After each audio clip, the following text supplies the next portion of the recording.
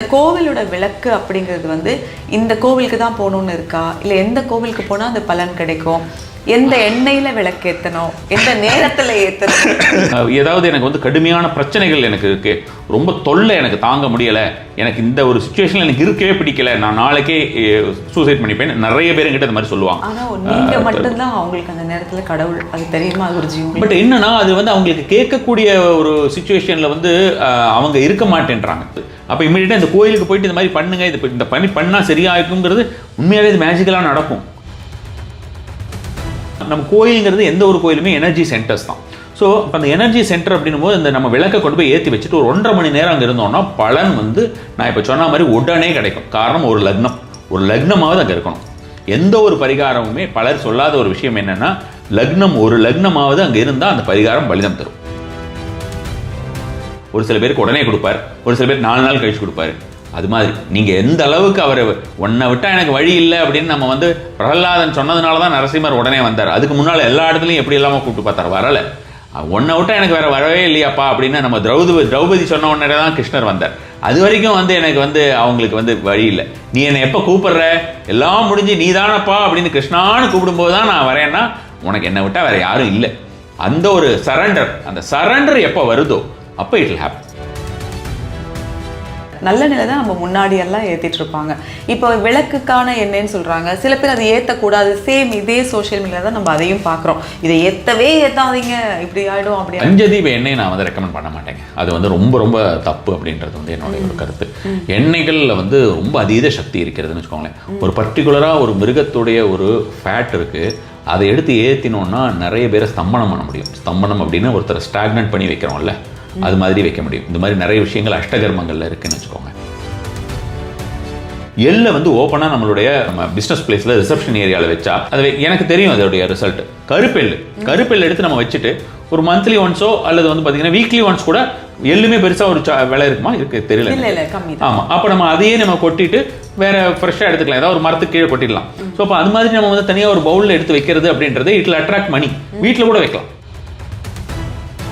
எனக்கு சேலத்தில் வந்து ஒண்டர்ஃபுல்லான ஒரு டிவோட்டின்னு சொல்லலாம்னு வச்சுக்கோங்களேன். அவங்க குடும்பமே அவங்க வந்து எந்த ஒரு பொருள், நாளைக்கு வந்து ஒரு சின்னதாக ஒரு கல் இருக்குது, நார்மலாக ஒரு கருங்கல் இருக்குன்னு சொன்னாலும் குருஜி சொல்லியிருக்காருன்னு அந்த கருங்கல்லை வாங்கிடுவாங்க. அப்போ அவங்க அம்மா ஒரு தடவை எங்கிட்ட பேசினாங்க. பேசும்போது என்ன சொன்னாங்கன்னா, குருஜி பசங்கள்லாம் ஃபஸ்ட் கிளாஸாக எல்லாருமே வந்து ஒண்டர்ஃபுல்லாக இது ஸ்கோர் பண்ணுறாங்க. இதெல்லாம் பர்டிகுலராக நான் ஒரு சில பர்டிகுலர் ப்ராடக்ட்ஸ் சொல்லியிருந்தேன். அதை வந்து நம்ம பூஜா ப்ராடக்ட்ஸில் வாங்கிட்டு போட்டதுக்கப்புறம் தான் இது நடந்தது. அதை வந்து பார்த்தீங்கன்னா நீங்கள் அவங்க கழுத்தில் பார்த்தீங்கன்னாலே ஃபுல்லாக அது மாதிரி தொங்கிட்டு இருக்கும். ஃபுல்லாக நாங்கள் அப்படி தான் ஸ்கூலுக்கு போயிட்டு இப்படி தான் போட்டு தான் வருவாங்கன்னு சொல்லி அனுப்பியிருக்கோம். இதை பார்த்துட்டு நிறைய பேர் கேட்டிருப்பாங்க, எப்படி இந்த மாதிரி பண்ணுறேன், எப்படி இந்த மாதிரி பண்ணுறேன், என்னென்னமோ போட்டிருக்கானே அது என்னன்னு கேட்பாங்க. ஆனால் நான் யாருக்கிட்டையும் சொல்ல மாட்டேன்.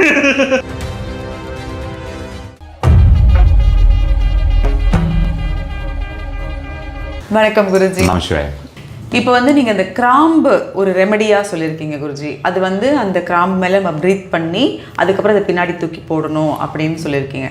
நம்மளுக்கு எப்போவுமே பலவிதமான சந்தேகங்கள் வரும். 2 கை 10 விரல்கள் இருக்கிறதுனாலேயே எந்த விரலில் பிடிச்சி தூக்கி போடணும், எந்த கையால் போடணும், எந்த திசையில் போடணும், அப்படி நம்ம ப்ரீத் பண்ணும்போது எந்த நாசல் வழியாக அந்த ப்ரீத் பண்ணணும், இது மாதிரி நிறைய சந்தேகங்கள் இருக்குது. ஸோ நீங்கள் தெளிவாக சொன்னீங்கன்னா. கிராம்பும் சரி மிளகுமே நிறைய வேலைகளை செய்யக்கூடிய தாந்திரிக சாஸ்திரத்திலே ஏகப்பட்ட விஷயங்கள் நம்ம வந்து சாதித்து கொள்ளலாம்னு வச்சுக்கோங்களேன்.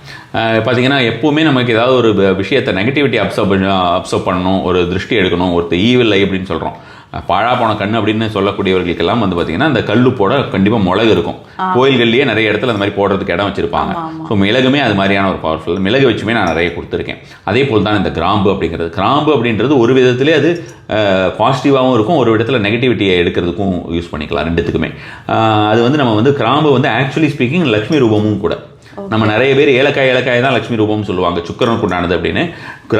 ஏலக்காய் அப்படிங்கிறது வந்து பார்த்தீங்கன்னா பச்சை ஏலக்காய் புதனுக்கும் உண்டானது, மகாவிஷ்ணுக்கும் உண்டானது அப்படின்ற மாதிரி சொல்லலாம்னு வச்சுக்கோங்களேன். அப்போ அந்த கிராம்பை நான் வந்து சொல்லியிருந்தது வந்து நீங்கள் பின்னாலத்தை பார்க்காம திரும்பி போடணும் அப்படின்னா ஆப்வியஸ்லி அது வந்து ஏதாவது ஒரு எதிரி ரீதியாக அந்த மாதிரி ஏதாவது ஒரு விஷயம் இருந்ததுன்னா அது வந்து அவங்களுக்கு அஃபெக்ட் ஆகக்கூடாதுன்றதுக்காக வலது பக்கம் மூச்சில் வழியாக அந்த மாதிரி சொல்லிட்டு ஏதாவது பர்டிகுலராக ஒரு மந்த்ரா சொல்லிட்டு அப்படி தூக்கி போடுங்க அப்படின்ற மாதிரி சொல்கிறது வழக்கம். நமக்கு லக்ஷ்மி அப்படின்ற மாதிரியான விஷயமா நம்ம வந்து எடுக்கிறோம் அப்படின்னா சந்திரகலை, தட் இஸ் இடது பக்கத்துலேருந்து வந்து அதில் நம்ம வந்து பண்ணிவிட்டு ஏதாவது ஒரு மந்த்ராவை நம்ம வந்து இது பண்ணிவிட்டு அதை வந்து நம்ம கிராம்பை வந்து எர்த் எனர்ஜியில் போடலாம். நில தத்துவம் அப்படிங்கிறது நிலையான தத்துவம் அப்படின்ற மாதிரியான விஷயமும் இருக்கும். எர்த் அப்படின்றது நம்ம கிரவுண்டிங் டெக்னிக்ஸ்க்கு எல்லாத்துக்கும் யூஸ் பண்ணுற விஷயம். அல்லது தண்ணியில் போட்டு வச்சாலுமே ஃபர்ஸ்ட் கிளாஸாக பலன் தரக்கூடியதாக இருக்கும். நம்ம டெய்லியே வந்து தனியாக ஒரு தென்கிழக்கு பகுதியில் ஒரு கிளாஸ் பவுல் ஒன்று வச்சுக்க வேண்டியது. மகாலட்சுமியுடைய மகவும் மகாலட்சுமியை நமக என்று சொல்லலாம், அல்லது இந்திரனும் சொல்லலாம். இந்திரனுமே அதுக்கு ரொம்ப பவர்ஃபுல்லான ஒரு விஷயமா இருக்கும். கிராம்பில் வந்து நம்ம வந்து எவ்வளோ தடவை நம்ம மனசுக்குள்ளே சொல்லிட்டு நம்ம வந்து ஃபுல்லாக சொல்லிட்டோமோ அதுக்கப்புறம் எடுத்துகிட்டு லெஃப்ட் சைட் நாஸ்ட்ரில் வந்து அது ஃபுல்லாக அந்த பிரெத்தை வந்து ஃபுல்லாக எடுத்துகிட்டு அதுக்கப்புறம் அந்த தண்ணியில் போட்டு வச்சிடலாம். ஸோ அந்த தண்ணி அது பாட்டுக்கு க்ளோஸ் பண்ணி வச்சாலுமே ஒன்றும் பிரச்சனை கிடையாது. நார்மலாக ஏதாவது ஒரு டம்ளர் ஒரு இது போட்டு க்ளோஸ் பண்ணி வச்சிடலான்னு வைங்களேன், ஒரு மூடியை போட்டு க்ளோஸ் பண்ணி வச்சிடலாம். அகைன் அதை வந்து பார்த்திங்கன்னா ஒரு 10 நாளோ 20 நாளோ கழிச்சு அதை அப்படியே கிரவுண்டில் ஏதாவது ஒரு செடி கடியில் விட்டுட்டு திரும்ப ஃப்ரெஷ்ஷாக பண்ணணும்னு நினச்சா பண்ணலாம். டெய்லி ஒரு கிராம்பு அது மாதிரி என்ன 10 நாளோ லைஃப் லாங்கோ நம்ம இஷ்டம் தான். அது நமக்கு கிராம்பு ரொம்ப காஸ்ட்லியாக இருக்குன்னு ஃபீல் பண்ணுறவங்க மேபி அதை அவாய்ட் பண்ணாமல் இருக்கும். மற்றபடி இருக்கிறவங்க எல்லாம் அதை பண்ணலாம், தாராளமாகவே பண்ணலாம். காஸ்ட்லி கிராம்பு காஸ்ட்லி அப்படின்னா பண்ணலாம். இப்போ கோவிலிருந்து விளக்கேற்றி கொண்டு வரது வந்து இந்த ஒரு தெய்வீக தன்மை ரிச்சுவல் அப்படின்னு சொல்லியிருக்கீங்க. அப்படி நம்ம கொண்டு வரும்போது கால் அலம்ப வேண்டாம், அப்படியே நேராக வீட்டுக்குள்ளே வந்துடலாம் அப்படின்னு சொல்லியிருக்கீங்க. ஸோ எந்த கோவிலிருந்து இப்போ ஒருத்தர் ராசி அப்படியெல்லாம் கூட இருக்குது. நீங்கள் இப்போது எல்லா விஷயமும் சொல்லும்போது சொல்லியிருக்கீங்க இவங்க இந்த இது ஃபாலோ பண்ணால் இன்னும் ஃபாஸ்ட்டாக ஒரு பலன் கிடைக்கும்னு. பட் இந்த கோவிலோட விளக்கு அப்படிங்கிறது வந்து இந்த கோவிலுக்கு தான் போகணுன்னு இருக்கா, இல்லை எந்த கோவிலுக்கு போனால் அந்த பலன் கிடைக்கும், எந்த எண்ணெயில விளக்கேற்றணும், எந்த நேரத்தில் ஏற்றணும், ஏன் ஏற்றணுங்கிறது தான் நமக்கு தெரியுமே. நம்ம வாழ்க்கை நல்லா இருக்கணும். நம்ம ஏன் ஏற்றணும்னே இருக்கு, அதுக்காக தான் சொல்றேன். ஏன்னா ஏன் ஏற்றணும்னா இப்போ மகாலட்சுமி கோயிலுக்கு போறோம்னு வச்சுக்கோங்களேன். மகாலட்சுமி கோயில் அப்படின்ற மாதிரியான விஷயமா போய் நம்ம இந்த மாதிரி பண்ணோம்னா நம்மளுடைய பணவரவு அப்படின்னு வரும். கணபதி கோயிலுக்கு மட்டும் நம்ம வந்து பர்டிகுலராக போனோம்னா கேது தசை அப்படின்ற மாதிரியான விஷயங்கள்ல கேது புத்தி அப்படின்ற மாதிரியான விஷயங்கள் இருக்கு அப்படின்ற மாதிரியா இருந்ததுனாலும், அல்லது மக நட்சத்திரம் மூல நட்சத்திரம் அப்படின்ற மாதிரியான விஷயம், அஸ்வினி நட்சத்திரம், இந்த 3 நட்சத்திரக்காரர்களுமே கணபதி கோயிலுக்கு போயிட்டு பண்றது அப்படின்றது ஒரு நல்ல ஒரு விஷயம் இருக்கு. இப்படி பிரிக்கலாம், இப்படி பிரிச்சோம்னா நிறைய பிரிக்கலாம்னு வச்சுக்கோங்களேன். அந்த மாதிரி நம்ம வந்து மகாலட்சுமி கோயிலுக்கு இப்படி போறோம், கணபதி கோயிலுக்கு இந்த மாதிரி விஷயத்துக்கு போறோம். கடன் ரொம்ப பிரச்சனையா இருக்குன்னா நரசிம்மர், உடனே எனக்கு கடன் தீரணும் அர்ஜென்ட்டானா நரசிம்மர் கோயிலுக்கு போயிட்டு இந்த மாதிரி பண்ணலாம். ஏதாவது எனக்கு வந்து கடுமையான பிரச்சனைகள் எனக்கு இருக்கு, ரொம்ப தொல்லை எனக்கு தாங்க முடியலை, எனக்கு இந்த ஒரு சுச்சுவேஷனில் எனக்கு இருக்கவே பிடிக்கல, நான் நாளைக்கே சூசைட் பண்ணிப்பேன் நிறைய பேர் என்கிட்ட இந்த மாதிரி சொல்லுவாங்க. சில பேர் ஒரு காலத்தில் ஆரம்ப காலத்தில் நம்மளுக்கு வந்து இந்த மாதிரியான விஷயம்லாம் சொல்லும்போது நமக்கே ஒரு பயம் வரும்ல, ஐயோ ஏதாவது பண்ணிட்டானே என்னடா பண்ணுறது அப்படின்ட்டு. கடைசியில் நமக்கு அப்போ அந்த மாதிரி ஒரு பயம் அப்படின்றா அந்த ஒரு மனிதர்கள் இப்படி இருக்காங்களே அப்படின்ற ஒரு இதாக இருக்கும். ஸோ அப்படிலாம் நமக்கு ஆரம்ப காலத்தில் கஷ்டம் இருந்திருக்கு. நம்ம அந்த மனசு கஷ்டம் இருந்துகிட்டே இருக்கும், இப்படி சொல்கிறாங்களே அப்படின்ற மாதிரியான விஷயமா இருக்கும். அதுக்கப்புறம் ஒரு டைமில் நம்ம வந்து will get used to it. நிறைய பேர் அந்த மாதிரி சொல்ல ஆரம்பிச்சிட்டாங்க. நான் ரொம்ப ஸ்ட்ரிக்டாக அந்த மாதிரி இருக்கிறவங்க கிட்ட நான் பேசுறதே இல்லை, நீங்கள் அதுக்கப்புறம் எனக்கு ஃபாலோவும் பண்ண வேண்டாம், பேசுறதும் வேண்டாம் அப்படின்ற மாதிரி அந்த மாதிரியான ஒரு எண்ணமே நீங்கள் வச்சுக்காதீங்கன்றது தான் என்னுடைய ஒரு. ஆனால் நீங்கள் மட்டும்தான் அவங்களுக்கு அந்த நேரத்தில் கடவுள், அது தெரியுமா குருஜி? பட் என்னன்னா அது வந்து அவங்களுக்கு கேட்கக்கூடிய ஒரு சுச்சுவேஷனில் வந்து அவங்க இருக்க மாட்டேன்றாங்க நிறைய பேர். அது நம்ம நிறைய பார்த்துட்டோம்னா அப்போ நம்ம சொன்னோம்னா அவங்களுக்கு ஏதோ ஒரு மேஜிக்கலான ஒரு விஷயம் தேவைப்படுது. அப்போ இமீடியட்டாக இந்த கோயிலுக்கு போயிட்டு இந்த மாதிரி பண்ணுங்க, இந்த பண்ணால் சரியாயிருக்குங்கிறது உண்மையாகவே இது மேஜிக்கலாக நடக்கும். பட் அந்த மேஜிக்கெல்லாம் நடக்கும்ன்றது அவங்களுக்கு ரியலைஸ் பண்ணாம வேற ஏதாவது இருக்கா விட ஒரு அஸ்ட்ராலஜர் அவங்களுக்கு ஒரு நம்பிக்கையும் வாழ்க்கையும் கொடுக்க முடியும். பட் அவங்க அது வேற ஏதாவது இருக்கான்னு போது நமக்கு அது சம்டைம்ஸ் ஆமா அது நமக்கு கஷ்டமாயிடுது. ஸோ அவங்க நம்பணும் இல்லையா? ஏன்னா பெரிய விஷயங்களுக்கு பெரிய ரெமெடி தான் அப்படின்னு நினைக்கிறாங்க. அப்படி இல்லை, சின்ன ரெமெடியுமே இருக்குது. கடுகு சிறுத்தாலும் காரம் போகாதுன்னு அதனால தான் சொன்னோம் நம்ம. அப்போ இதை பொறுத்த வரைக்கும் அந்த மாதிரி காலத்தை மாற்ற வேண்டும் அப்படின்னா பைரவர் அப்படின்ற மாதிரியான விஷயங்கள், எதிரிகளை வந்து நீக்க வேண்டும் அப்படின்னு ஏதாவது எதிரிகள் இந்த மாதிரி தொல்லை பண்ணுறாங்கன்னா பைரவரையும் பார்த்துட்டு துர்கையுமே பார்க்கலான்னு வச்சுக்கோங்களேன். இது ரெண்டுமே நல்ல ஒரு பயங்கர பவர்ஃபுல்லாக இருக்கக்கூடியதாக இருக்கும். யாராவது நம்மளை ரொம்ப இன்சல்ட் பண்ணிகிட்டே இருக்காங்க, நமக்கு வீட்லேயே வந்து இன்லாஸ்னாலேயோ இல்லை வேறு ஏதாவது ப்ராப்ளம்ஸ் ரொம்ப ஜாஸ்தியாக இருக்குன்னா வாராகியை பார்த்துட்டோம்னா மேட்டர் முடிச்சு போயிடும். இவ்வளோ விஷயங்களுமே இந்த மாதிரி ஒவ்வொரு தெய்வத்துக்கு அது தகுந்த மாதிரி ஒரு கோயில்களுக்கு போய்க்கலாம். இதில் வந்து என்ன பண்ணுறோன்னா நம்ம கோயிலுங்கிறது எந்த ஒரு கோயிலுமே எனர்ஜி சென்டர்ஸ் தான். ஸோ இப்போ அந்த எனர்ஜி சென்டர் அப்படின்னும் போது இந்த நம்ம விளக்கை கொண்டு போய் ஏற்றி வச்சுட்டு ஒரு 1.5 மணி நேரம் அங்கே இருந்தோம்னா பலன் வந்து நான் இப்போ சொன்ன மாதிரி உடனே கிடைக்கும். காரணம் ஒரு லக்னமாவது அங்கே இருக்கணும். எந்த ஒரு பரிகாரமுமே பலர் சொல்லாத ஒரு விஷயம் என்னென்னா ஒரு லக்னமாவது அங்கே இருந்தால் அந்த பரிகாரம் பலிதம் தரும். அங்கே வந்து நம்ம உட்காந்து ரீல்ஸ் பார்த்துட்டு இருக்கக்கூடாது, சுவாமியை தான் பார்த்துட்டு இருக்கணும். ஸோ அந்த மாதிரியான ஒரு முழுக்க நம்ம அந்த ஒரு விஷயத்தில் நம்ம கவனம் செலுத்துறோம்னா 1.5 மணி நேரம் இருந்தால் அந்த விஷயம் பலிதம் தரும். அப்போ நம்ம சில பேர் போயிட்டு சும்மா அப்படி ஓடிட்டு சுற்றிட்டு வந்துட்டு நான் பரிகாரம் பண்ணிவிட்டு எனக்கு வந்து ஒன்றும் நடக்கலை அப்படின்னா அப்புறம் நடக்காது. அந்த ஒரு விஷயம் இருக்குது. நம்ம அப்போ கோயிலில் அந்த விளக்கேற்றி வச்சிடறோம், 1.5 மணி நேரத்துக்குள்ள அது மலை ஏறிடும். நம்ம அதுக்கப்புறம் அந்த விளக்கை மட்டும் கொண்டு வந்தால் போகிறோம், அக்னியோட நம்ம வீட்டுக்கு கொண்டு வர முடியாது. நம்ம வண்டியில் போயிருப்போம், ஏதாவது இருக்கும், இந்த மாதிரி நிறைய இருக்கும். நம்ம எண்ணெய் ஏதாவது மிச்சம் இருந்ததுன்னா அதை கீழெல்லாம் கொட்டி தொடச்சி கிடிச்செல்லாம் பண்ணிவிட்டு அதுக்கப்புறம் அப்படியே அந்த விளக்கை மட்டும் கொண்டு வந்தால் போகிறோம். அந்த விளக்கை அப்படியே கொண்டு வந்து உடனே வீட்டில் விளக்கேற்றணும். கால் ஏன் அலம்பக்கூடாது அப்படின்னு நம்ம சொல்கிறோம்னா, கோயிலுக்கு போயிட்டு வந்தால் கால் அலம்ப வேண்டாம். நம்ம வேறு ஏதாவது ஒரு விஷயத்துக்கு போயிட்டு வந்தால் கால் கண்டிப்பாக அலம்பணும். எங்கே போனாலுமே கால் அலம்பணும். கோயிலுக்கு போனால் மட்டும் நம்ம வந்து போகும்போது தான் அலம்பிட்டு போகணும். ஸோ அந்த மாதிரியான விஷயம் இருக்குது. ஸோ அந்த எனர்ஜியை நம்ம கேரி பண்ணிக்கிறோம் அப்படின்ற மாதிரியான விஷயத்துக்கு தான் நம்ம இதை சொல்கிறோம். ஏன்னா இதெல்லாம் வந்து முதல்ல விளக்குறதுக்கு ரொம்ப கஷ்டமாக இருந்தது. இப்போ கொரோனா வந்ததுக்கப்புறம் ரொம்ப ஈஸியாக இருக்குது. ஏன் கையை தொடச்சிக்கிற, ஏன் கையை அலம்புற, ஏன் கை கொடுக்க வேண்டியதானே அப்படின்னு கேட்டால் முடிஞ்சு போச்சு. ஸோ பட் ஆனால் அதுவே பார்த்தீங்கன்னா கொரோனாவே கடைசியில் வந்து ரொம்ப அவமானப்பட்டு அது போச்சு. அதுதான் வந்து வேதனையான ஒரு விஷயம். முதல்ல பயங்கரமாக பயம் காமிச்சிட்டு அதுக்கப்புறம் அப்போ அந்த விளக்கை பொறுத்த வரைக்கும் பார்த்தீங்கன்னா அப்படியே எடுத்துகிட்டு போயிடுறது, திரும்ப எடுத்துகிட்டு போயிட்டு வீட்டில் விளக்கேற்றுறது அப்படின்ற மாதிரியான விஷயம். டெய்லியே கூட அதை செய்யலாம். ஒரே விளக்கில் அதே விளக்கையே அவங்க டெய்லி செய்யலாம். பர்டிகுலராக இவ்வளோ டேஸ் செய்யலாமா அப்படின்னு கேட்டால் அவங்களுக்கு தெரிய ஆரம்பிச்சிடும். ரிசல்ட்ஸ் வந்து கடவுள் அவங்களுக்கு கொடுப்பாங்க, எனக்கு கொடுக்க மாட்டாங்க, சொல்கிறவங்களுக்கு கொடுக்க மாட்டாங்க. ஆனால் அந்த செய்கிறவங்களுக்கு டக்குன்னு கொடுப்பார். ஒவ்வொருத்தருக்கும் ஒவ்வொரு மாதிரி கொடுப்பார். ஒரு சில பேருக்கு உடனே கொடுப்பார், ஒரு சில பேர் 4 நாள் கழிச்சு கொடுப்பார். அது மாதிரி நீங்கள் எந்த அளவுக்கு அவர் ஒன்றை விட்டால் எனக்கு வழி இல்லை அப்படின்னு நம்ம வந்து பிரகலாதன் சொன்னதுனால தான் நரசிம்மர் உடனே வந்தார். அதுக்கு முன்னால் எல்லா இடத்துலையும் எப்படி இல்லாமல் கூப்பிட்டு பார்த்தார், வரலை. ஒன்றை விட்டால் எனக்கு வேறு வரவே இல்லையாப்பா அப்படின்னு நம்ம திரௌபதி சொன்ன உடனே தான் கிருஷ்ணர் வந்தார். அது வரைக்கும் வந்து எனக்கு வந்து அவங்களுக்கு வந்து வழி இல்லை. நீ என்னை எப்போ கூப்பிடுற, எல்லாம் முடிஞ்சு நீ தானப்பா அப்படின்னு கிருஷ்ணான்னு கூப்பிடும்போது தான் நான் வரேன்னா உனக்கு என்னை விட்டால் வேறு யாரும் இல்லை. அந்த ஒரு சரண்டர், அந்த சரண்டர் எப்போ வருதோ அப்போ இட் வில் ஹேப்பன். அந்த எண்ணெயிலையும் வந்து நிறைய இப்போ ப்ராப்ளம் இருக்குது. பஞ்ச விளக்கு எண்ணெய்ன்னு சொல்கிறாங்க. நல்லெண்ணெயில் தான் நம்ம முன்னாடியெல்லாம் ஏற்றிட்டு இருப்பாங்க. இப்போ விளக்குக்கான எண்ணெய்ன்னு சொல்கிறாங்க. சில பேர் அதை ஏற்றக்கூடாது. சேம் இதே சோஷியல் மீடியாவில் தான் நம்ம அதையும் பார்க்குறோம். இதை ஏற்றாதீங்க, இப்படி ஆகிடும் அப்படி. பஞ்சதீப எண்ணெய் நான் வந்து ரெக்கமெண்ட் பண்ண மாட்டேங்க. அது வந்து ரொம்ப ரொம்ப தப்பு அப்படின்றது வந்து என்னுடைய ஒரு கருத்து.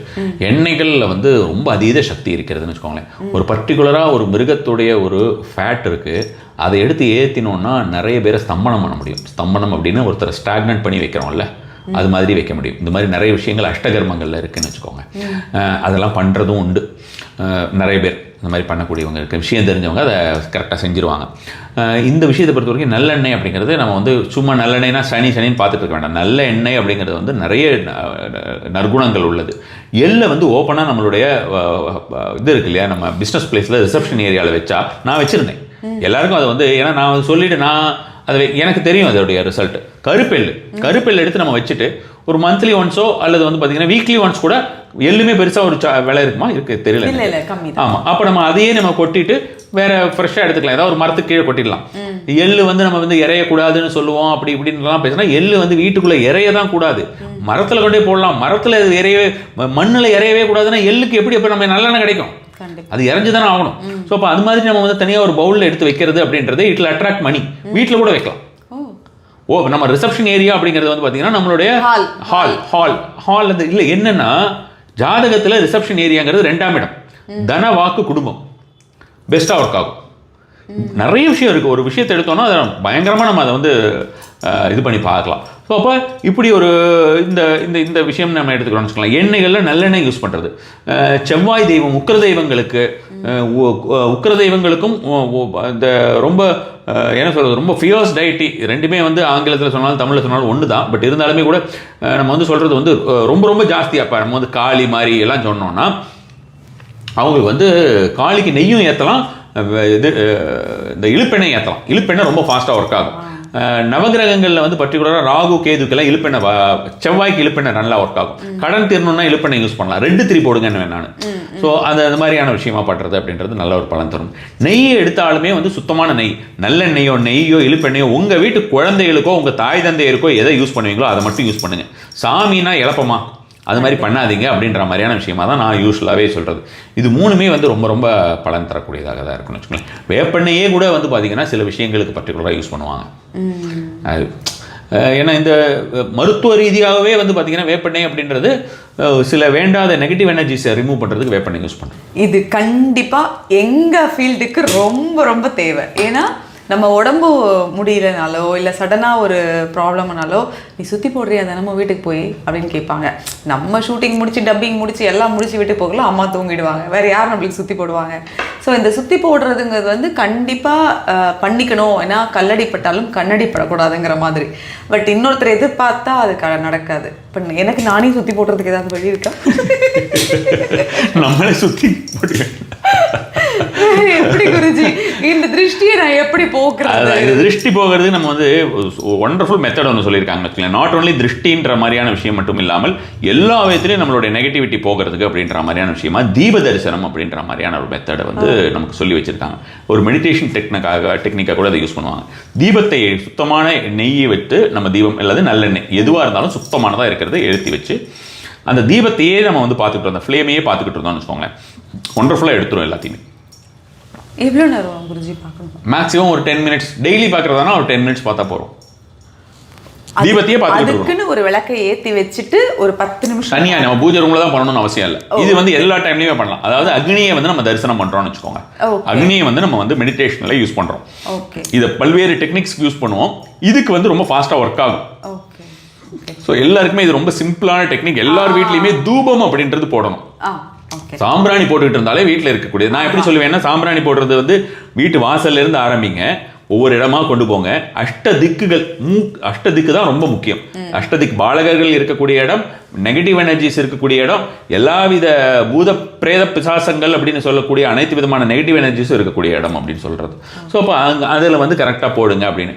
மாதத்துக்கு ஒரு தடவையாவது கடல் சார்ந்த இடத்துல இருக்கிறவங்க கடல் தண்ணியை எடுத்து கொண்டு போயிட்டு வீட்டில் வந்து தெளிக்கிறது இல்லை, அலம்பியே விட்டுறணும். அது லிமிட்டடாக அவங்களுடைய வீட்டில் எந்த அளவுக்கு பிரச்சனைன்றதை பொறுத்து.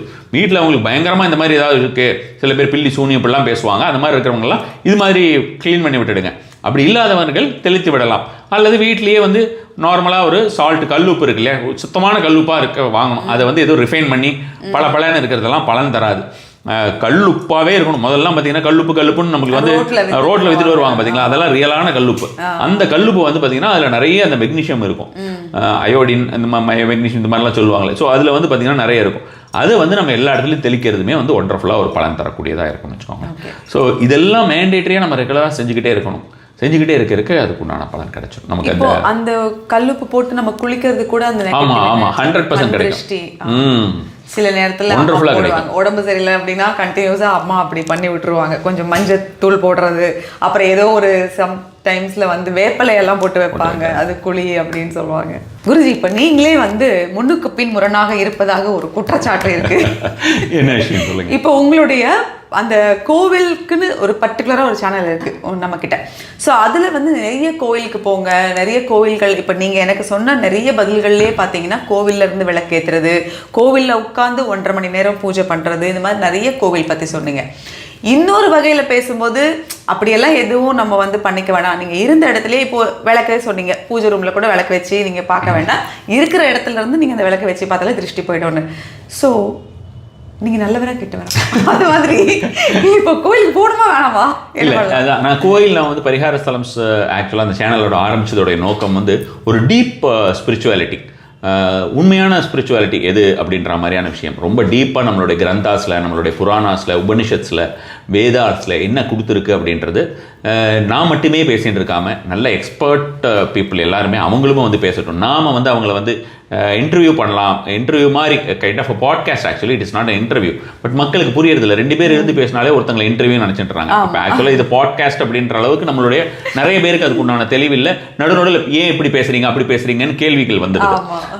ரெண்டாவது new audience, new channel, new audience, அவங்களுக்கெல்லாம் வந்து பார்த்தீங்கன்னா நிறைய பேருக்கு நம்ம யாருன்னு அவங்களுக்கு தெரியறதில்லை.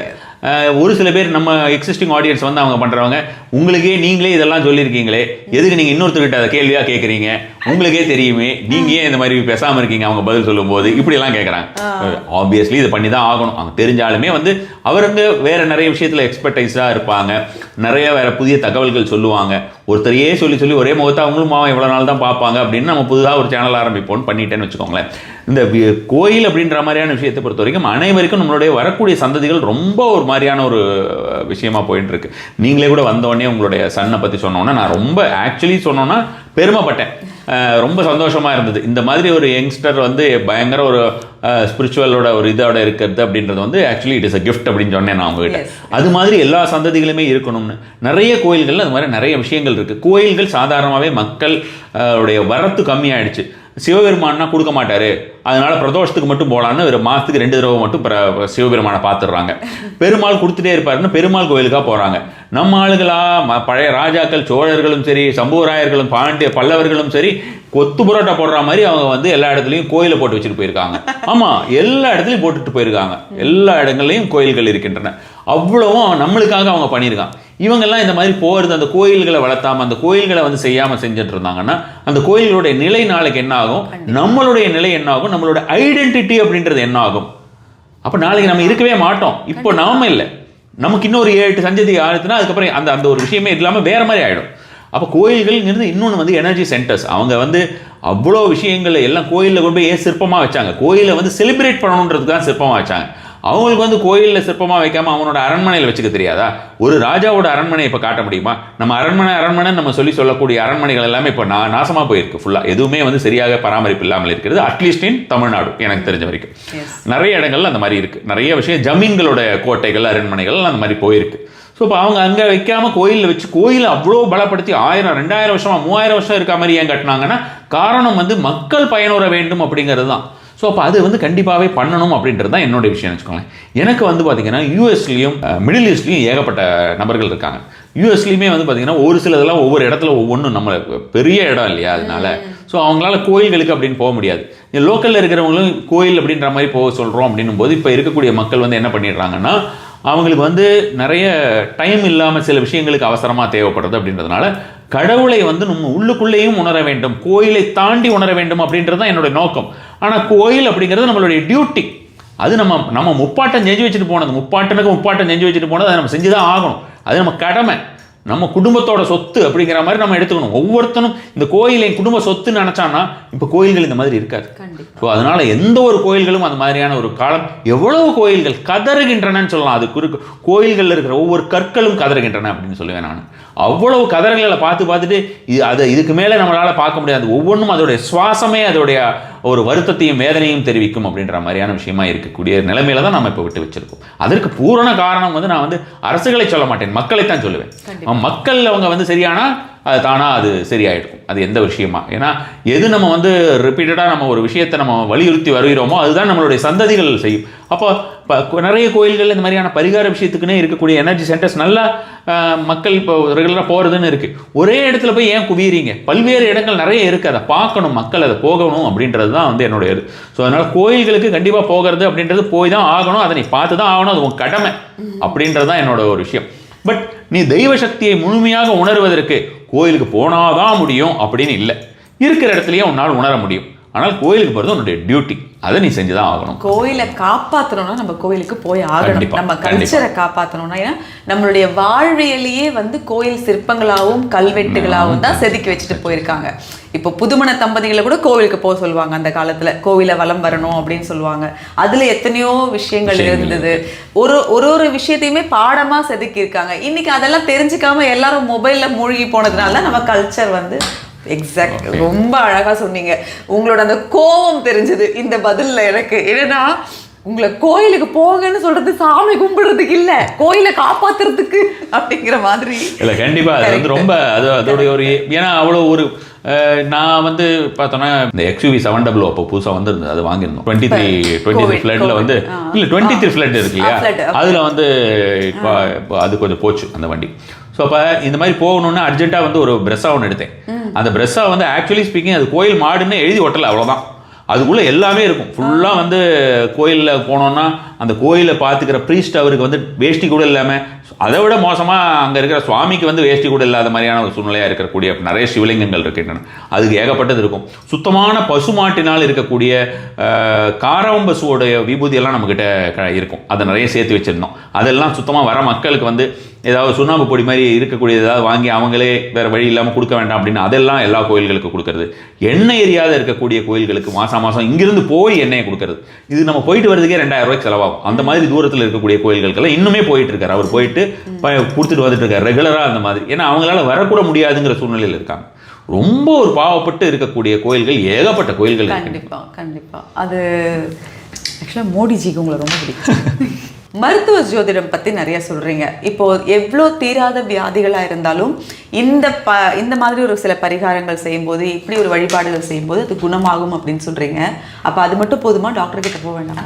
டாக்டர்கிட்ட 100% போகணும். டாக்டர்கிட்ட போக வேண்டாமான்னு அந்த சின்ன சின்ன விஷயங்கள் அப்படின்ற மாதிரியான விஷயங்களாக இருக்கக்கூடியதுக்கெல்லாம் நாம் வந்து நம்மளே பார்த்துக்கலாம். ஆக்சுவலி இன்னும் ரொம்ப க்ளீனாக சொல்லணும்னா, நான் இப்போ டாக்டர்கிட்ட போக வேண்டாம்னு சொன்னால் அதுவே கேஸ் ஆகிடும். அதனாலேயே நம்ம அந்த மாதிரி சொல்லாமல் இருக்கக்கூடிய ஒரு விஷயமா இருக்குன்னு வச்சுக்கோங்களேன். ஸோ அதை நம்ம மெயினாக பார்த்துக்கணும். டிஸ்க்ளைமர் போடுற மாதிரி டாக்டர்கிட்ட போங்க, ஆனால் இதை சொல்லுங்க அப்படி சொல்ல வேண்டிய சூழ்நிலையில் தான் நம்ம இருக்கோம். ஏன்னா அப்போ ஆமாம், ஸோ அப்போ அது மாதிரி கூடுதல் பலனளிக்கும் அப்படின்னு சொல்லிட்டு, ஏன்னா அந்த மிருத்யுஞ்சய மந்திரத்தை மீறின ஒரு மந்திரம் இல்லை அப்படின்னும் நம்ம ஹெல்த் ரிலேட்டட் ப்ரொடெக்ஷன் மந்திரம் அப்படின்னு நம்ம வந்து சொல்கிறோம். அவ்வளோ ஒரு ஒண்டர்ஃபுல்லான ஒரு மந்திரம். டெய்லி 108 சொல்லிட்டு வந்தாலே நமக்கு வந்து வஜ்ர தேகம் அப்படின்னு சொல்லக்கூடியது வந்து அந்த மாதிரியான ஒரு தேகமாக ஆகிடும்னு வச்சுக்கோங்களேன். மிருத்யுஞ்சய மந்திரம், மிருத்யுஞ்சய மந்திரம் அதுவே வந்து பார்த்தோம்னா திரியம்பகம் மேஜாமகே சுவந்தி புஷ்டிவர்தனம் உருவாருவி மந்தனான் மிருத்யோர் மூஷிய மாமிருதாதுன்னு வரும். அது கூட நம்ம வந்து சொல்ல முடியாதுன்னா அதுக்கு ஒரு ஷார்ட்டர் வெர்ஷனே சஞ்சீவனி மந்திரம்னு இருக்கிறது. ஓம் ஹூம் ஜூம் சஹா அப்படின்னு சொல்லிட்டு இதெல்லாம் நம்ம மக்களுக்கு நிறைய சொல்லியிருக்கேன், அவங்க பண்ணவும் செய்கிறாங்க. ஸோ அந்த மாதிரியான மந்திரங்களுக்கு மீறி ஹெல்த் ரிலேட்டட் மந்திரம்னு நம்ம வந்து பெருசாக சொல்ல வேண்டாம். ஆனால் அப்படி கூட வந்து பார்த்தீங்கன்னா இந்த ஒரு மந்திரம் வந்து சுகர் வியாதியை, நீரிழிவை போக்கும், இந்த மந்திரம் நரம்பியல் ரீதியான விஷயத்தை போக்கும், இந்த மந்திரம் வந்து பார்த்தீங்கன்னா உங்களுக்கு கொடுநோய்களை போக்கும் அப்படின்னு அவ்வளோ மந்திரங்கள் நமக்கு கொடுத்து வைத்து விட்டு போயிருக்கிறார்கள். ஸோ அந்த மந்திரங்கள் எல்லாமே நம்மளுடைய உடம்புல வந்து பெரிய ஒரு விஷயமா இருக்கும். இப்போ நம்ம வந்து இப்போ தான் நம்மளுடைய ஒரு சூழ்நிலையில் நம்ம வந்து அந்த இல்லை நீங்கள் டாக்டர்கிட்ட போங்க அப்படின்னு நம்ம வந்து சொல்ல வேண்டிய ஒரு சூழ்நிலையாக இருக்கிறது அப்படின்ற மாதிரியான விஷயங்களாக இருக்காங்களே தவிர, வெஸ்டர்ன் கண்ட்ரீஸில் அந்த மாதிரி டாக்டர்ஸே அவங்க செல்ஃப் ஹீலிங் மெத்தட்ஸ் அப்படின்ற மாதிரியான வெவ்வேறு விதமான மெத்தட்ஸ், இந்த மந்த்ராஸ் எப்படி ஒர்க் ஆகுதோ அதுக்கு அவங்க வேற விஷயங்கள், ஃபோக்கஸ், இந்த மாதிரியான நிறைய விஷயங்கள், அவங்களே வந்து அவங்களை ஹீல் பண்ணிக்கிட்ட மெத்தட்ஸ், இதெல்லாம் ஏகப்பட்ட புக்ஸ் எழுதியிருக்கிற டாக்டர்ஸ் எல்லாம் இருக்காங்க. ஏகப்பட்ட இங்கேயுமே டாக்டர்ஸ் இருக்காங்க. இங்கே வந்து இந்தியன் டாக்டர்ஸே வந்து பார்த்தீங்கன்னா இவர் ஹெக்டே இருக்காரு, அவர் வந்து ஏகப்பட்ட விஷயங்கள் சொல்லியிருக்காரு. அவர் வந்து மருத்துவத்தை பற்றின, மருத்துவத்தில் என்னெல்லாம் நடக்கிறதுலேருந்து ஏகப்பட்ட விஷயங்கள் அவருக்கு மீறின ஒரு விஷயத்தை யாராவது இப்போ சொல்லுவாங்களான்னு எனக்கு தெரியல. அவரோட எல்லா புக்ஸும் கிட்ட இருக்குது, நான் யூஸ் டு ரீட். ஸோ அவ்வளோ விஷயங்கள் அவர் வந்து சொல்லியிருக்கார். என்ன சொல்கிறது, அப்போ அந்த மாதிரியான ஒரு சூழ்நிலையில் இருக்கிறதுனால இது ரொம்ப ரொம்ப முக்கியம். ஆனால் என்னென்னா ஒரு பெரிய ஆப்ரேஷன்ஸோ இல்லை வேறு ஏதாவது ஒரு விஷயமோ அது மாதிரியான ஒரு விஷயத்தை தவிர்க்கிறதுக்கு முன்னால் இது ஒரு அதை வந்து ஆரம்பிக்கிறதுக்கு முன்னால் இது ஒரு முயற்சி பண்ணி பாருங்க அப்படின்றேன் நான். இந்த ஒரு விஷயத்தை ஆமாம் இதுலேயே நீங்கள் கழிச்சிடலாம். இப்போ நம்ம ஆரோக்கியமாக இருக்கிறதுக்கு சில விஷயங்கள்னு சொல்கிற மாதிரி இந்த விஷயங்கள் எல்லாம் செஞ்சுட்டே வந்தோம்னா கண்டிப்பான முறையில் அது வந்து நமக்கு நீண்ட தூரம் வரும் அப்படின்னு நம்ம வந்து கண்டிப்பாக சொல்லலாம். கண்டிப்பாக எனக்கு நீங்கள் பேசும்போது ஆக்சுவலி இதெல்லாம் கொஞ்சம் அதான் என் பையனுக்கு சொல்கிறதுக்காகவோ இல்லை இனி வரப்போகிற ஜென்ரேஷனுக்கு சொல்கிறதுக்காகவோ கரெக்டாக சொல்லணும்னு நானும் கொஞ்சம் கொஞ்சம் பார்ப்பேன். இப்போ நீங்கள் சொல்கிறதுலேருந்து என்னென்னா அந்த உச்சரிப்பு வரும்போது அது ஒரு பார்ட்லேயும் செயல்படுதுன்னு நான் எனக்கு அப்படி யோசிக்கிறேன்னா. யோசிக்கிறது மட்டும் இல்லை, being an artist you know இல்லை, நீங்கள் வந்து you're giving voice overs and that is dubbing எல்லாம் கொடுக்கும்போது ஒவ்வொரு எமோஷன்ஸ்க்கு நீங்கள் கொடுக்கும்போது எது வந்து உங்களுக்கு வந்து மணிப்பூரத்துலேருந்து வரும், எது வந்து உங்களுக்கு வந்து விசுத்திலேருந்து வரும் உங்களுக்கு தெரியும், ரோட்லேருந்து எது வரும், நமக்கு அடி வயிற்றுலேருந்து எது வரும்னு தெரியும். நம்ம முன்னோர்கள் நம்மளுக்கு வந்து எதையுமே சாதாரணமாக விட்டு போகவே இல்லை. நம்ம வந்து மாடர்னாவோ இல்லை அப்டேட்டட் அப்கிரேடுங்கிற பேரில் எல்லாம் தொலைச்சிட்டோம், அதுதான் உண்மை. இப்போ கையை இப்படி ஆட்டுக்கல் போட்டு ஒரு காலத்தில் இருந்ததுனால ஃப்ரோசன் ஷோல்டருங்கிற ஒரு வார்த்தையே இல்லாமல் இருந்தது பாட்டிக்கோ நம்ம அந்த சந்ததிகளுக்கு. இப்போ ஏன் இருக்குன்னா எல்லாரும் உட்காந்து ஃப்ரோசன் ஃபிங்கர் அந்த மாதிரி தான். இது வந்து இன்னர் கிளென்சிங் தான் இந்த மந்த்ராஸோடைய அந்த உச்சரிப்பு. அதை கரெக்டாக பண்ணும்போது எல்லாமே சரியா. ஆப்வியஸ்லி அதாவது ஒரு நம்ம வந்து ஹோமத்துக்கெல்லாம் வந்து ரெகுலராக ஹோமத்தை பார்க்குறவர், லைவாக பண்ணுவோம், ஹோமத்தை பார்க்குற ஒரு டாக்டர், வெஸ்டர்ன் டாக்டர் தான். அவர் வந்து சொல்லும்போது சொன்னார், ஃபயர் பக்கத்தில் அமர்ந்து உட்காந்து நம்ம வந்து ஃபயர் மெடிடேஷன் அல்லது வந்து ஃபயர் பக்கத்தில் உட்காந்துக்கிறோம் சிலதெல்லாம் விஷயம். அதுவும் சரி, சூரியனுமே சரி, நம்மளால் ப்ராக்டிக்கலாக அதை சொல்ல முடியும். நமக்கு வந்து இம்யூனிட்டி பயங்கரமாக டெவலப் ஆகுமா. நீங்கள் பாருங்களேன், இப்போ வந்து இந்த மாதிரி ஹோமங்கள் எல்லாம் நம்ம வந்து பண்ணிக்கிட்டு இருந்தது, அல்லது வந்து இந்த மாதிரியான ஒவ்வொரு விஷயங்களுக்கு வந்து நெருப்பு ஏந்தி இந்த தீவட்டின்னு சொல்லுவாங்க தெரியுமா, கோயிலுக்கு அந்த மாதிரி குடிச்சிட்டு போவாங்கல்ல, அவங்க உடம்பெல்லாம் பார்த்தீங்கன்னா கருகருன்னு இருந்தாலும் கும்முன்னு இருப்பாங்க. அப்படியே அவங்களெல்லாம் பார்த்தா பொறாமையாக இருக்கும். அப்படி ஒரு மாதிரி வஜ்ரதேகம்ன்ற மாதிரி இருப்பாங்க. ஸோ இதெல்லாம் நம்ம வந்து ஒரு அழிச்சிட்டோம். இந்த விஷயங்கள்லாம் இப்போ தீவட்டி தேவையில்லைன்ற மாதிரி ஆயிடுச்சு. பட் இன்னுமே சில கோயில்களில் வந்து அது ஒரு ரிச்சுவலாக பண்ணுறாங்க. ஹோமங்கள் அப்படின்ற மாதிரியான விஷயங்கள் நம்மளுக்கு அந்த மாதிரியான ஒரு ஸ்ட்ரென்த், இம்யூனிட்டி, எந்த ஒரு வியாதியும் தவிர்க்கக்கூடியதாக குடிக்கிறது. அடுத்ததாக வந்து பார்த்தோம்னா மந்திரம் அப்படின்றது. இது எல்லாமும் நம்ம வந்து அலசி பார்த்தோம்னா நம்ம அந்த 5 எலிமெண்ட்ஸ்க்குள்ளே இருக்கக்கூடிய விஷயமா வந்துடும். இந்த பஞ்சபூதங்களை தவிர வேற எதுவுமே இல்லை அப்படின்ற மாதிரியான விஷயம். பஞ்சபூதங்களுக்குள்ள அனைத்தும் அடங்கி இருக்கிறது. எனக்கு வந்து ஃபைனலாக ஒரு விஷயம், அது கேட்கறதுக்கு முன்னாடி நான் ஒன்று சொல்லிடுறேன். எனக்கு கொஞ்ச நாள் எனக்கு வந்து முருகர்னா ரொம்ப பிடிக்கும். எனக்கு நினைவு தெரிஞ்ச நாள்ல இருந்து கடவுள் அப்படின்னாலே அது முருகர் தான், எனக்கு வேற எதுவுமே கிடையாது. இப்போ கொஞ்ச நாளாக பார்த்தீங்கன்னா முருகர் வந்து பயங்கரமாக எல்லா இடத்துலையும் ஊடுருவி எல்லாரும் முருகா முருகான்னு சொல்லும்போது எனக்கு ஒரு ஜெலஸ். ஏன் என் முருகனை எல்லாரும் கும்பிடுறாங்க? இது வந்து கடல் நீரை கைக்குள்ள அடைக்க நினைக்கிற ஒரு முட்டாள்தனம், சிறுபிள்ளைத்தனம் என்ன வேணா இருக்கலாம். பட் எனக்கு அடிக்கடி அப்படி தோணும். நானே என்னை வந்து தட்டிட்டு கிளம்பி போயிடுவேன். ஓகே, இது என் முருகர் இல்லை, அவர் உலகத்துக்கு பொதுவானவர் அப்படின்னு. இப்போ உங்ககிட்ட உட்காந்துருக்கும் போது என்ன தோணுதுன்னா, நீங்கள் நிறைய ரகசியம் சொல்லும்போது ப்ளீஸ் ப்ளீஸ் அங்கே சொல்லாதீங்க, எனக்கு மட்டும் சொல்லுங்க அப்படின்னு சொல்ல தோணுது. ஸோ நான் அதுதான் உங்ககிட்ட நடுவில் கேட்டேன். ரகசியம்னு ஒரு விஷயத்த சொல்லும்போது அதை இப்படி வெளிப்படையாக சொன்னால் அது பழிக்குமா அப்படின்னு கேட்டதுக்கான காரணம் வந்து, இப்போது இது வந்து யாருக்கும் தெரியாத சீக்ரெட், இதை நீங்கள் ஃபாலோ பண்ணுங்க அப்படின்னு நம்ம சொல்கிறோம். அது வந்து எனக்கு மட்டும் நீங்கள் சொல்லலை, எல்லாருக்குமே தான் சொல்கிறீங்க. ஸோ இது ஒரு பக்கம். இப்போ உங்ககிட்ட பேசணும் அப்படின்னா இன்னைக்கு எனக்கு வந்து அப்பாயின்மெண்ட் கிடைச்சிருச்சு, நான் வந்து பேசிட்டேன். ஏன் நீங்கள் ரெகுலராக இந்த மாதிரி எல்லாரையும் மீட் பண்ண மாட்டேங்கிறீங்க? வாரத்தில் ஒரு நாள் மட்டும் கொடுக்குறீங்க. டைம் இல்லை சுத்தமாக. ஆக்சுவலாக இதுக்கு முன்னால் நான் அந்த இன்னொரு விஷயமும் சொல்லிடுறேன் பாருங்களேன். இப்போ இந்த ரகசியம் அப்படிங்கிறது நம்ம பப்ளிக்காக ரகசியம், இது யாருக்கும் தெரியாமல் செய்யுங்கன்னா நானே நிறைய தம்ப்நெயில் போட்டிருக்கேன். யாருக்கும் தெரியாமன்னா அவங்க யார் செய்யக்கூடிய நபரோ அவங்க தான் யாருக்கும் தெரியாமல் செய்யணும். நீங்க நான் சொல்லும் போது எல்லாருக்கும் சொல்லலாம். டைம்ல தனித்தனியா தான் நம்ம கேட்க போறோம். பொதுவா சொல்லிடுறீங்க. ஆமா, தனித்தனியா தான் கேட்க போறோம். சோ தனித்தனியா அவங்க இம்ப்ளிமெண்ட் பண்ணிக்கலாம்.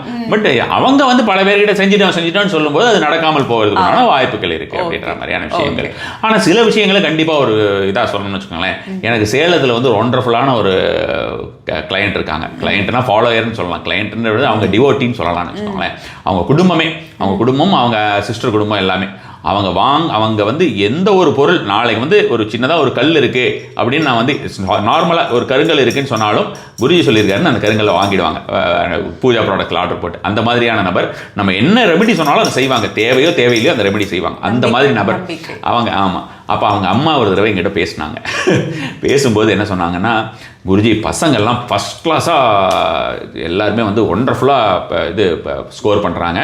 ஆல்மோஸ்ட் வந்து பார்த்திங்கன்னா எப்போவுமே ஃபஸ்ட் ரேங்க் தான் அப்படின்ற மாதிரியான விஷயமா வாங்குறாங்க.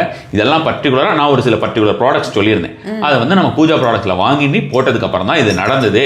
அது வந்து பார்த்தீங்கன்னா நீங்கள் அவங்க கழுத்தில் பார்த்தீங்கன்னாலே ஃபுல்லாக அது மாதிரி தொங்கிட்டு இருக்கும். ஃபுல்லாக நாங்கள் அப்படி தான் ஸ்கூலுக்கு போயிட்டு இப்படி தான் போட்டு தான் வருவாங்கன்னு சொல்லி அனுப்பியிருக்கோம். அந்த மாதிரி ஸ்கூலும் வந்து ரெஸ்ட்ரிக்ட் பண்ணுறது இல்லை, அப்படி தான் சொல்லிட்டு இருப்போம். இதை பார்த்துட்டு நிறைய பேர் கேட்டிருப்பாங்க, எப்படி இந்த மாதிரி பண்ணுறேன், என்னென்னமோ போட்டிருக்கானே அது என்னன்னு கேட்பாங்க. ஆனால் நான் யாருக்கிட்டையும் சொல்ல மாட்டேன்.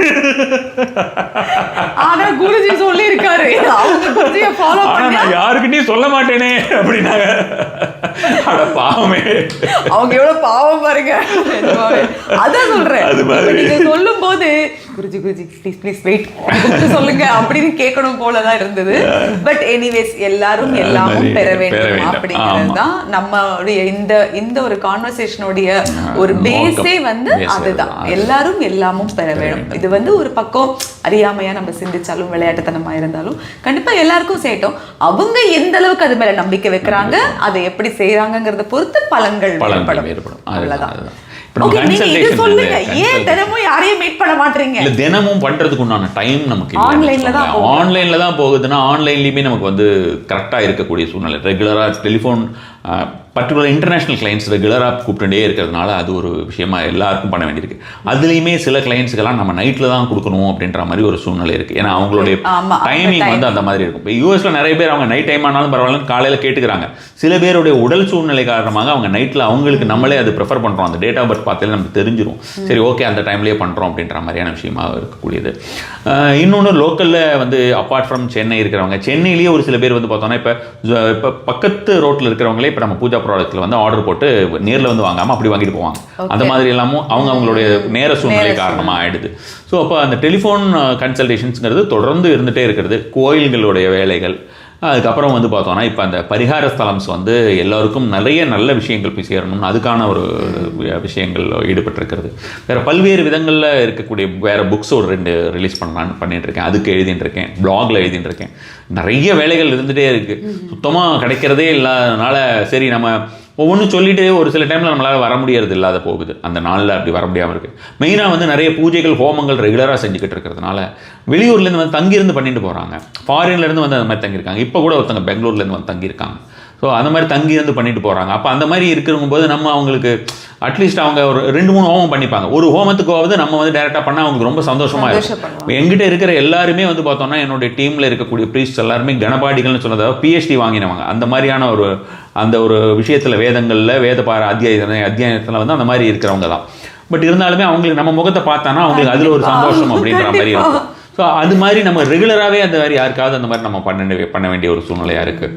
பொது ஹோமங்கள், கோயில் இத்தனைக்கும் மீறி ஒன்றுத்துக்குமே ஒரு டைம் இல்லை அப்படின்ற மாதிரி அதனால தான் நடுவில் நான் அடிக்கடி இங்கே நம்ம டீமில் சொல்லிட்டே இருப்பேன், இந்த கன்சல்டேஷன்ஸே ஸ்டாப் பண்ணிடலாமா, வெறும் ஃபோனோடது மட்டும் பண்ணிக்கலாமா அப்படின்ற மாதிரி திங்க் பண்ணுறேன். அந்த மாதிரி டைம் இருக்கிறதுல கொஞ்ச நாளைக்கு கொஞ்சம் நிறுத்தி வைக்கலாமா அப்படின்ற மாதிரியான ஒரு விஷயம். இப்போ பாருங்க, இது எனக்கு இன்னைக்கு வாய்ப்பு கிடைச்சது. எனக்கு ஏன்னா நான் ரெகுலராக உங்களோட வீடியோஸ் பார்க்கறதுனால நிறைய விஷயங்கள் அதில் எனக்கு கேட்க வேண்டிய விஷயங்களை தான் நான் உங்ககிட்ட கேட்டிருக்கேன். அதே மாதிரி நம்ம அதை பார்க்கும்போதே கீழே போய் கமெண்ட்டும் படிப்போம். ஆப்வியஸ்லி படிக்கும்போது எனக்கு அதில் சில கேள்விகள் எல்லாம் இருந்தது, அந்த சந்தேகங்கள். அதை தான் நான் உங்ககிட்ட இன்னைக்கு சொன்னேன். இன்னைக்கு எனக்கு வாய்ப்பு கிடைச்சது, அது வரைக்கும் எனக்கு ரொம்ப சந்தோஷம். உங்ககிட்ட பேசும்போது அஃப்கோர்ஸ் எனக்கு அந்த இறைபக்திங்கிறதோ நம்பிக்கைங்கிறதோ நிறைய இருக்கிறதுனால தான் என்னால் வந்து அது நீங்கள் சொல்கிறது எல்லாத்தையும் என்னால் கரெக்டாக ரியலைஸ் பண்ண முடியுது, புரிஞ்சுக்கிட்டேன் நான். ஆமாம், எனக்கு அப்படி தான் தெரியுது. ஏன்னா உங்களுடைய பதில் வச்சு தானே நம்ம சொல்லுவோம் ஜென்ரலாகவே. ஏன்னா நம்ம இது ஆரம்பிக்கிறதுக்கு முன்னாலேயுமே கூட நம்ம கான்வர்ஸ் இருந்தது, நம்ம பேசிகிட்டு இருந்தோம். அப்போவுமே எனக்கு தெரிஞ்சது. ரெண்டாவது நீங்கள் எடுத்தோடனே ஃபஸ்ட்டு இங்கே வந்தோடனே நீங்கள் சொல்லிட்டீங்க அம்மா வந்து இந்த மாதிரிலாம் எனக்கு சொல்லியிருக்காங்க அப்படின்லாம் அப்படி சொல்கிறவங்கனாலே அப்போ நல்ல ஒரு வளர்ப்பு. அதுக்கு முன்னால் உங்கள் பிள்ளையை பற்றி வேறு சொன்னீங்களா, அப்போது எல்லாம் கரெக்டாக தான் போயிட்டு இருக்கு அப்படின்ற மாதிரி. புதன்கிழமை திருவல்லிக்கேணி பார்த்தசாரதி பார்க்காம இருக்கிறது இல்லை, சனிக்கிழமை ஆஞ்சநேயர் பார்க்காம நங்கநல்லூர் ஆஞ்சநேயர் அங்கே போகாமல் இருக்கிறது இல்லை. இது வந்து அவன் ரொம்ப வருஷமாக ஃபாலோ பண்ணிட்டு இருக்கான். Okay, every Wednesday and Saturday அது போயிட்டு வந்ததுக்கு அப்புறம் தான் சாப்பிடுவான். ஈவினிங் தான் அவனால் போக முடியுது சில நேரத்துலன்னா, அது வரைக்கும் அவன் சாப்பிட மாட்டான். போயிட்டு வந்து தான் சாப்பிடுவான். நம்ம எவ்வளோ கம்பல் பண்ணாலும் சரி, நான் என்ன கோயிலுக்கு போகலாமா, போயிட்டு வந்தால் சாப்பிடுவேன் அப்படின்னு சொல்லுவோம். சரி, ஓகே, அது நல்லது. நம்ம லைஃப்பில் ஒரு நேரான ஒரு விஷயத்தை கொடுக்கும் அப்படின்னு அப்படியே விட்டுட்டேன். ஓகே, தேங்க்ஸ் குருஜி, ரொம்ப ரொம்ப நன்றி. நீங்கள் நேரில் சந்திக்க முடியலனாலும் நிறைய பேருக்கு உங்களுடைய வார்த்தைகளை வந்து நம்பிக்கையாக கொடுத்துருக்கீங்க. இதையாவது நீங்கள் வந்து கண்டிப்பாக எப்பவுமே கொடுங்க. அது கண்டிப்பாக இருக்கும். நேரம் இல்லைன்னு மறுபடியும் இதையும் வந்து நீங்கள் கம்மி பண்ணிடாதீங்க. அது கண்டிப்பாக இருக்கும். நன்றி. நமஸ்காரம். நன்றி.